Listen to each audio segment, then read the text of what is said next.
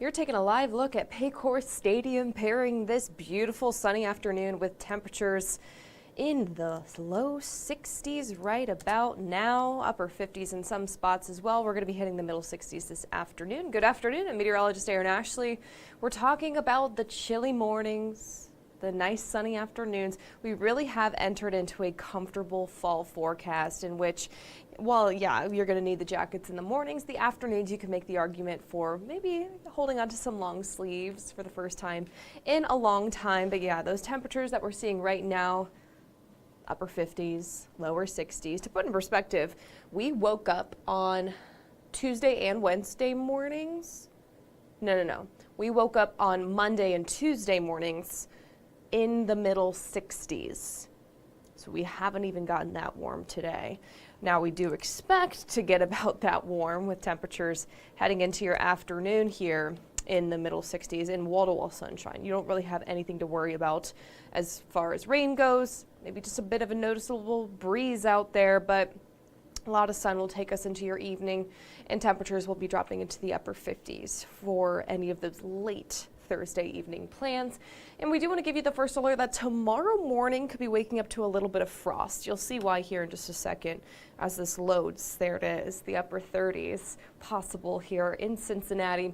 I'd say it's more likely farther north of Cincinnati. I'll show you where the current frost advisories are in effect. None of them here locally. They're just north of us towards Cleveland, Toledo, and north central Ohio. But can't rule it out, or there's advisories out for Dayton, for Columbus, and closer to Indianapolis with temps like this. It's an isolated chance for some frost, but it's still there. And by the waterways, going to notice a little bit of fog developing, so keep that in mind if you're traveling downtown.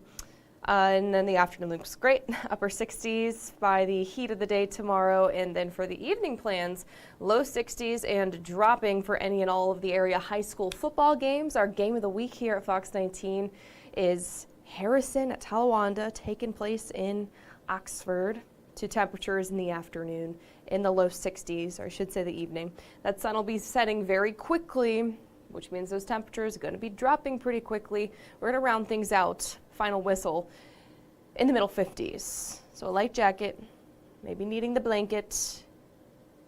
You could go without it though, it depends on who you are, of course.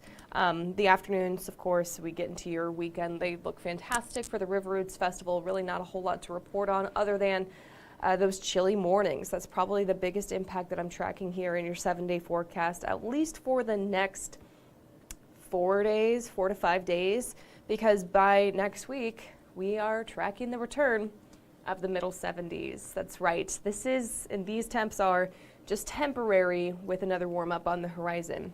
So let's go ahead and dial it back. Let's talk a little bit more about today and the updates that we've seen today, because it's Thursday, which means we get new drought monitor information, which I know a lot of people like to stay up to date with. So this is what it's going to look like. Spoiler alert, the rain that we saw on Tuesday is not included in this map here. So we expect this map next Thursday to have a lot of improvement, because we received at least 3 inches of rain in spots where we are currently seeing moderate drought, at least according to this map. And so that includes Connorsville, County up in southeastern Indiana, Franklin County. You had upwards of 3 inches of rain in Butler County too, where we're currently seeing moderate drought. So I expect a lot of change with this map in particular heading into next week. Maybe not completely alleviated. It really just depends on the local conditions, for lack of a better term. But that's the update on that. Let's give you the update on the fall color while we're here, because we have been tracking how drought has impacted the fall color. And I don't know if you notice it, maybe you've picked up on it, but the colors, while they are changing, we are in October, it is getting cooler. We're seeing patchy color here. It's a lot more muted, it's subdued, if you will. So the yellows, the oranges, the reds, as we get later into the month, they're not gonna be as vibrant as years past. And that's because of the drought that's settled on in.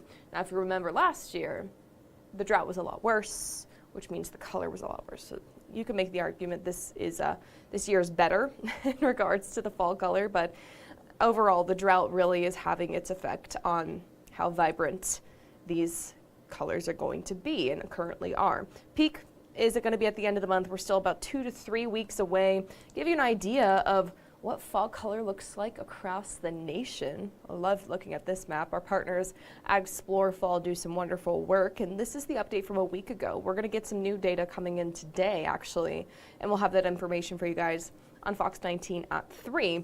And we're going to see a lot of change with this because we're in October. The northern latitudes are going to be seeing a lot more fall color. I wouldn't be surprised. So along the plains into the Midwest, the Ohio Valley, just seeing some patchy color. Our little phone is ringing back here. I've never seen it ring.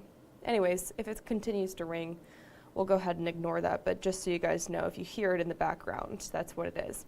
Yeah, we have the return of peak fall color later on this month, but some of the higher altitudes are already seeing it. That's, of course, the mountains, the Rockies, the Appalachian Mountain Range out towards eastern West Virginia, and then here locally, patchy. Yep, that's what the yellow means here. Go ahead and see if we have any comments, any issues with anything going on, and it doesn't look like we do, which is some fantastic news coming on in this afternoon. 12:07 is the time right now. I want to show you and remind you what the rest of your day today is going to look like. You have some beautiful fall color. You might as well pair it with some beautiful fall temperatures, which your high today, middle 60s, mostly sunny skies, takes you into the 50s overnight, or at least into the evening. And then overnight, we're waking up to those real chilly temperatures by 5 o'clock in the morning, right around 40 degrees here in Cincinnati, which means we're getting even colder by about 6 or 7 because that sunrise is still after 7 o'clock. So here's what we're waking up to Friday morning, tomorrow morning. Yeah, the middle to upper 30s. I think we're going to have more areas than what you see here in the low 40s, but I digress. It's still possible that we see some patchy frost, especially north of Cincinnati. I'll show you where the current watches are located here across the Buckeye State, because you'll notice the frost advisories. We're not here in Cincinnati, but they are pretty close. They were close yesterday, but they're already being issued for northern Ohio. That's what the blue is, or the periwinkle that includes Akron. It doesn't include Cleveland because you have that lake breeze coming off, and so that's helping keep temperatures pretty, mild overnight. They're going to be pretty consistent, that's the word. But Toledo, also under that frost advisory, and of course Michigan, the farther north you go, you do run the risk of having some frost. But here locally, not seeing any watches. We could see some frost advisories issued closer to Dayton and to Columbus. Do I think we see them here? No. It's possible, but it's more likely farther north, of course, with temperatures, like you saw a second ago, in the upper 30s. It's kind of more of a lock, if you will, for Dayton and for Columbus, too. So your weekend forecast, talk about the River Roots Festival a little bit more, because I can. Who doesn't love the River Roots Festival? Especially with temperatures like this, there's really no excuse. You got plenty of sun, you have comfortable afternoons, not too hot, not too cold, in the upper 60s, and it's consistent each and every day this week. So if you can't go today, perhaps you're tired from work, you can go tomorrow. If you're tired from work on Friday, go over the weekend. Each and every day looks great here. Temperatures in the low 70s by your Sunday, leading into a relatively warm week ahead.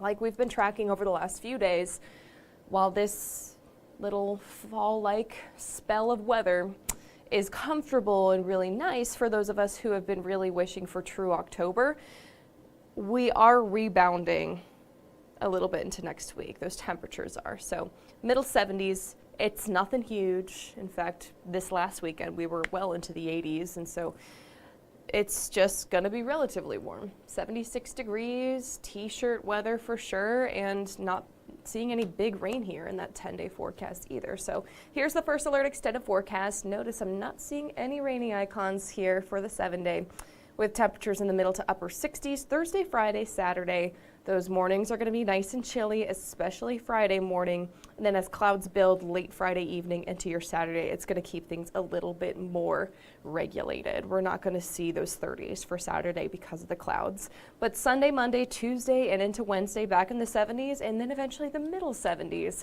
And that's as warm as we're going to get here in your first alert extended forecast, because I'm starting to see signs of a system, a rainy system. It's going to keep temperatures a little cooler, not this weekend, but next weekend.